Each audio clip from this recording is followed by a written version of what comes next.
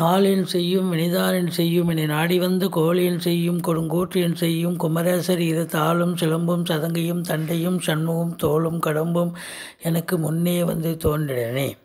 உலகமெங்கும் வாழ்ந்து கொண்டிருக்கும் ஸ்ரீ குபேரன் டிவி நேயர்களுக்கு சைதை ராஜாவின் அன்பான வணக்கங்கள். நாம் இப்பொழுது இந்த எபிசோடில் வார ராசி பலன்கள் பிப்ரவரி 26 முதல் மார்ச் 3ஆம் தேதி வரைக்கும் உள்ளடக்கிய நாட்களுக்கு கிரகங்கள் எப்பேற்பட்ட பலன்களை வழங்கப் போகிறது என்பதை ஒவ்வொரு ராசியாக பார்க்கலாம் வாங்க. இந்த வாரம் முழுவதும் தேய்பிறை நாட்களே.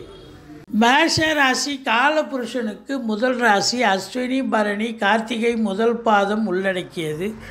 இந்த வார கிரகங்கள் இந்த ராசிக்கு எப்பேற்பட்ட பலன்களை வழங்கப் போகிறது அப்படின்னு பார்த்திங்கன்னா ரொம்பவும் அற்புதமான பலன்களை வாரி வழங்கப் போகிறது. சுப பலன்களை வாரி வழங்கும்னு சொல்லலாம். ஏன்னா அதிகபட்சமான கிரகங்கள், அதாவது சனி பகவான் 11ஆம் இடத்துல இருக்கார், ராசிநாதன் 10ஆம் இடத்துல இருக்கார், 2க்கும் 7க்கும் உடைய சுக்கிரன் 10ஆம் இடத்துல இருக்கார், குரு பார்வை நல்ல இடத்துல 5, 7, 9 பதிய போகுது. அதே நேரத்தில் ராகு பகவான் 12ல் இருந்து அவரும் சுப பலன்களை வாரி வழங்கப் போகிறார். இப்படி கிரகங்கள் நல்ல நிலையில் இருப்பதால் மிக மிக உன்னதமான சுபீட்சமான பலன்களை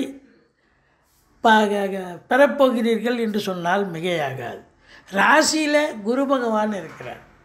அதாவது ஒரு தன்னம்பிக்கை இருக்கும், தெளிவான ஒரு சிந்தனை சூழல் இருக்கும். ராசியை செவ்வாய் பகவான் பார்க்குறார். அதனால் உங்களை பொறுத்தவரையிலையும் இந்த சமூகத்தில் ஒரு அந்தஸ்தில் இருப்பீங்க. ஒரு சம்பளம் வாங்காத ஒரு சில பொறுப்பில் இருக்கக்கூடிய அன்பர்களுக்கு இந்த காலகட்டம் நல்ல ஒரு கௌரவமான ஒரு அற்புதமான ஒரு காலகட்டம் என்று சொல்லலாம். அதே நேரத்தில் உங்களுக்கு ஒரு சிலர் பதவியில் இருப்பவர்களுக்கு இடமாற்றங்கள் ஏற்படும். அது அற்புதமான இடமாற்றம் உங்களுக்கு நீங்கள் எதிர்பார்த்ததை விட ரொம்ப சிறப்பாக அமையும். ஏன்னா செவ்வாய் நல்ல நிலையில் இருக்கிறதால உங்களை பொறுத்தவரையிலையும் இடமாற்றங்கள் வேலையில் இருக்கும். அது ரொம்ப அற்புதத்தை தரும்.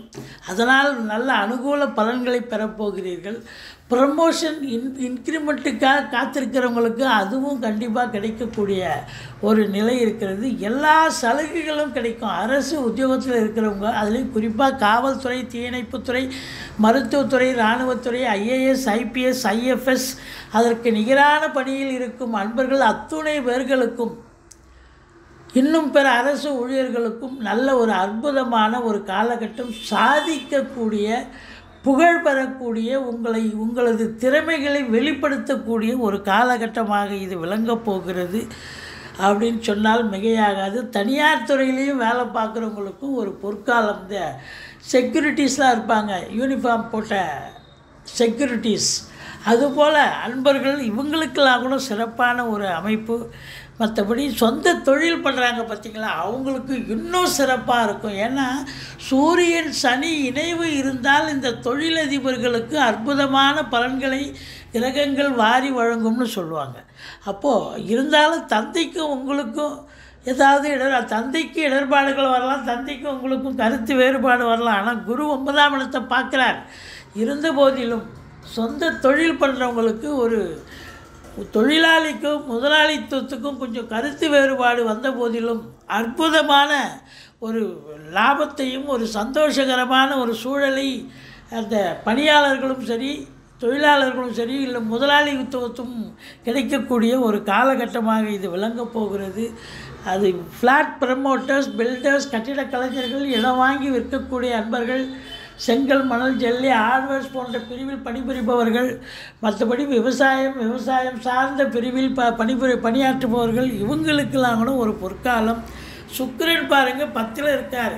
அப்போ கலைத்துறையில் பணியாற்றக்கூடிய அன்பர்கள், சின்ன திரையாகட்டும் பெரிய திரையாகட்டும், கேமராவுக்கு முன்னால் இயங்குபவர்கள், கேமராவுக்கு பின்னால் இயக்குபவர்கள், இவங்க எல்லோருக்குமே ஒரு அற்புதமான ஒரு காலகட்டம்.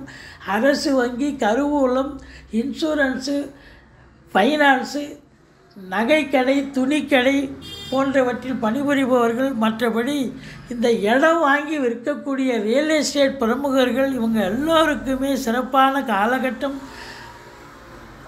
கல்வி நிறுவனங்கள், கல்விக்கூடங்கள், கல்வியாளர்கள், கல்வி பயிலும் மாணவ செல்வங்கள் இவங்களுக்கும் மிக உன்னதமான ஒரு அமைப்பை பெறக்கூடிய ஒரு நிலை இருக்கிறது.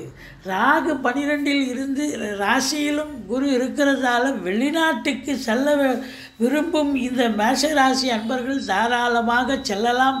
நல்லதே நடக்கக்கூடிய ஒரு சூழல். அதாவது உயர்க்கு கல்விக்காக சென்றாலும் சரி, உத்தியோகத்திற்காக சென்றாலும் சரி, இல்லை சொந்த தொழிலுக்காக நீங்கள் சென்றாலும் சரி, மிக உன்னதமான பலன்களை பெறப்போகிறீர்கள். உள்நாட்டு வாணிபம், வெளிநாட்டு வாணிபம், ஏற்றுமதி இறக்குமதியாளர்கள், ஷேர் மார்க்கெட்டில் இன்வெஸ்ட் பண்ணுறவங்க, ஸ்பெக்குலேஷன் பண்ணுறவங்க, ஆன்லைன் பிஸ்னஸ் பண்ணுறவங்க, இவங்களுக்கெல்லாம் ஒரு சிறப்பான காலகட்டம். என்ன ரொம்ப பிஸியாக இருப்பீங்க. 12 ராகு இல்லை, அநியாயத்துக்கு பிஸி. சாப்பிட உணவு உண்ண, அதாவது உறங்க கூட நேரம் இருக்காது. இப்போ எவ்வளோக்கு எவ்வளோ இன்புட்டு போடுறீங்களோ அவ்வளோக்கு எவ்வளோ அவுட்புட்டு கண்டிப்பாக கிடைக்குங்க. ஒரு சிலர் வெளிநாட்டு பயணம் கண்டிப்பாக கைகூடுன்னு சொல்லியிருக்கோம். அல்லது ஆன்மீக பயணம், இன்ப சுற்றுலான்ற பேரில் கூட போயிட்டு வரக்கூடிய அமைப்பு. குழந்தை பாக்கியம் இல்லாதவர்களுக்கு குழந்தை பேர் கிடைக்கும். பூர்வீக சொத்து இந்த காலகட்டத்தில் பயன்படுத்திக்கலாம். திருமண வயதில் இருக்கும் ஆண் பெண் இருபாலருக்கும் திருமணம் கைகூடி வரும்.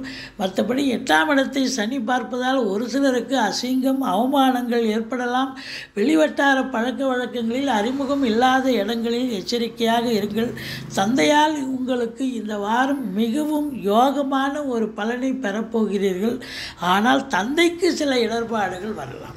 மற்றபடி குறை ஒன்றும் இல்லை. அரசியல்வாதிகள் கூட தங்கள் நிலை உயர பெறுவார்கள். நீங்கள் வணங்க வேண்டிய தெய்வம் அப்படின்னு பார்த்தீங்கன்னா ஈஸ்வரனை வழிபாடு செய்யுங்கள், துர்க்கையை போற்றுங்கள். இந்த வாரம் மேஷராசியில் பிறந்த அன்பர்களுக்கு அற்புதமான ஒரு வாரம். ஸ்ரீ குபேரன் டிவியை பார்த்தமைக்கு நன்றிகள். மேலும் இது போன்ற தகவல்களை தெரிந்து கொள்ள ஸ்ரீ குபேரன் டிவியை சப்ஸ்கிரைப் செய்யுங்கள். மறக்காமல் பெல் ஐக்கானை கிளிக் செய்யுங்கள்.